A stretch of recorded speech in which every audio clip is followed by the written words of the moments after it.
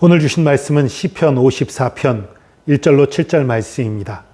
시편 54편 1절로 7절 말씀 받들어 읽겠습니다. 하나님이여, 주의 이름으로 나를 구원하시고 주의 힘으로 나를 변호하소서. 하나님이여, 내 기도를 들으시며 내 입의 말에 귀를 기울이소서. 낯선 자들이 일어나 나를 치고 포악한 자들이 나의 생명을 수색하며 하나님을 자기 앞에 두지 아니하였음이니이다. 하나님은 나를 돕는 이시며 주께서는 내 생명을 붙들어 주시는 이시니이다.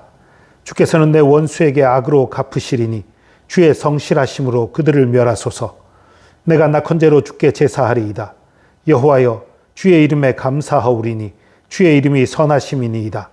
참으로 주께서는 모든 환난에서 나를 건지시고 내 원수가 보응받는 것을 내 눈이 똑똑히 보게 하셨나이다. 아멘. 오늘 시의 표제어를 보니까 이렇게 되어 있어요. 다윗의 맞서길 교훈의 노래란 얘기지요. 인도자를 따라 현악에 맞춘 노래. 10사람이 사울에게 이르러 말하기를 다윗이 우리가 있는 곳에 숨지 아니하였나이까 하던 때에 다윗이 10광야라는 곳에 숨어 있을 때에 그 지역 사람이 사울에게 가서 다윗을 고발했던 그때에 지은 시예요. 이 시의 배경을 좀 더 자세히 얘기하면 그일라라는 지역이 블레셋의 침략을 받게 됐어요. 외적이 쳐들어오면 당연히 왕인 사울이 나가서 싸우고 외적을 쫓아내야 되지요. 그런데 사울은 정치에 관심 없고 나라 보호하는 데도 관심 없고 자기 왕위 지키는 데만 관심이 있고 다윗 잡는 데만 관심이 있는 상황이에요. 다윗이 가서 그일라를 구원합니다. 그일라 사람들을 위해 싸워서 블레셋을 쫓아내요. 근데 그래서 다윗의 행적이 드러나니까 사울이 또 다윗을 찾아 그일라 쪽으로 옵니다. 그때 하나님께 기도해봐요, 다윗이. 하나님, 이 그일라 사람들이 나를 보호해 주겠습니까? 아니면 사울에게 내주겠습니까? 하나님 대답이 그일라 사람들이 너를 사울에게 내줄 거다. 그 말을 듣고 그일라에서 도망을 쳐요. 도망을 쳐서 10광야에 숨습니다. 사울이 그일라에 왔다가 다윗이 또 없는 것을 보고 그냥 돌아갔는데 그일라야 자기가 위기에 빠지면 다윗을 내줄 수도 있다고 쳐요. 10광야에 그냥 숨어 있는 거 모르는데 이 다윗이 어떤 사람이에요?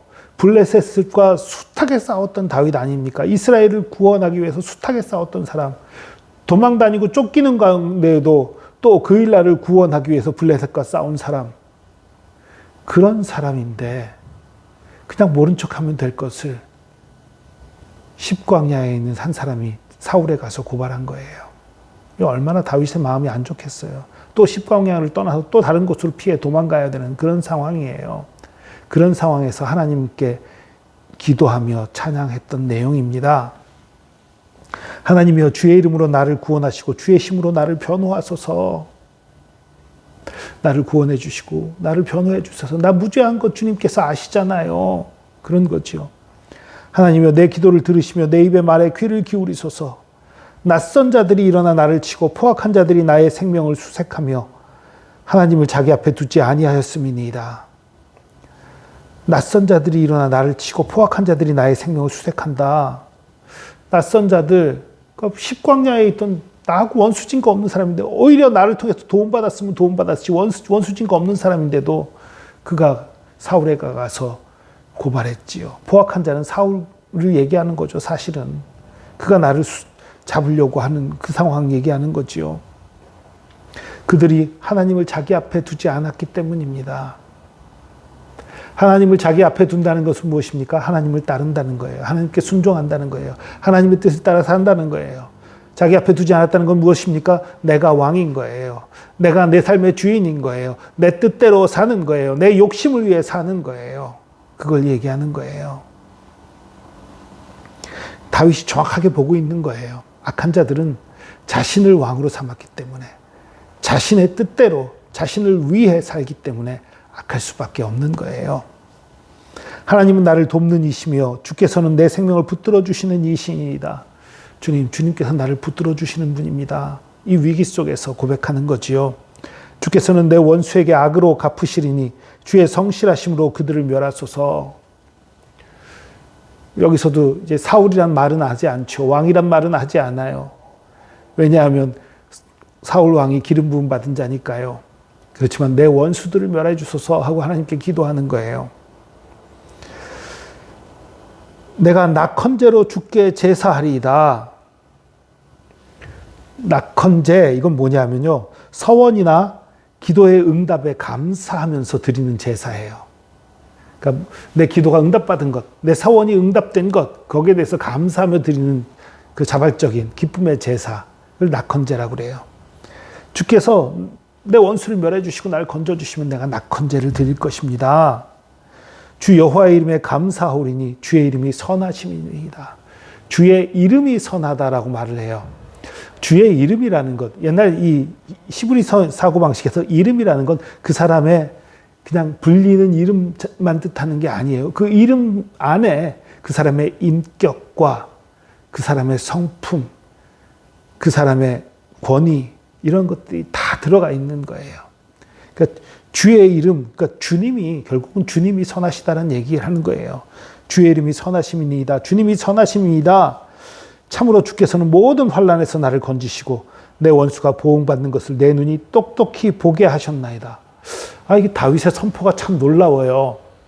지금 어떤 상황이에요? 계속 쫓기는 상황이에요. 도망다니는 상황이에요. 그런데 뭐라고 말합니까? 내 원수가 보응받는 것을 내 눈이 똑똑히 보게 하셨나이다. 아직 못 봤어요. 아직 도망다니는 중이에요. 아직 원수가 잘 나가고 있어요. 그런데 선포합니다. 내 원수가 보응받는 것을 내 눈이 똑똑히 보게 하셨나이다. 믿음으로 선포하는 거예요. 주님께서 나를 건지실 것을 믿음으로 선포하는 거예요. 주께서 내 원수를 멸하실 것을 믿음으로 보고 선포하는 거예요. 여러분, 이런 믿음의 선포가 때로 하나님을 기쁘시게 합니다. 네가 나를 신뢰하는구나. 네가 나를 믿고 의지하는구나. 하나님이 기뻐하시는 거예요.